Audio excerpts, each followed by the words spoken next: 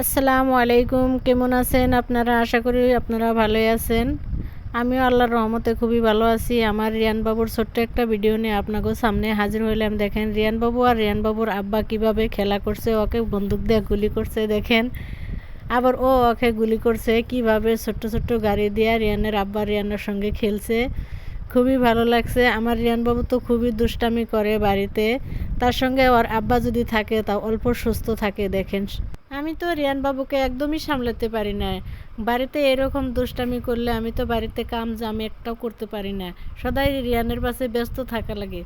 এখন রিয়ানের আব্বা আছে, রিয়ানের আব্বা তাও খেলাধুলা করছে, আমার তাও কিছু একটু রেস্ট পাইছি। আপনাকে ছেলেমেয়েরা কি এইভাবে দুষ্টামি করে বাড়িতে? আমার কমেন্টও অবশ্যই জানাবেন। আপনার সবগুলা খেলনা ফেলে দিল, আবার লক্ষ্য করে দেখে খেলনাগুলা কোথায় পড়লো দেখেন,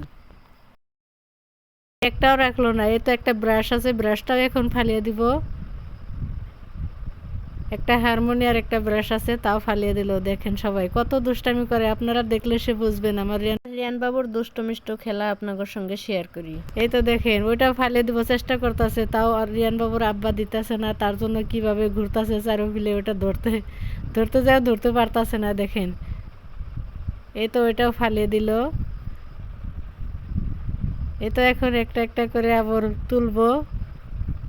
ব্রাশটা তোলা হয়ে গেল। এখন তো এ তো দেখেন একটা একটা করে খেলাপাতি সব কিছু খেলনা উঠাইতেছে। খুবই দুষ্টামি করে রিয়ানবাবু বাড়িতে। রিয়ানবাবুর দুষ্টামিগুলা আমি আপনাদের সঙ্গে শেয়ার করি।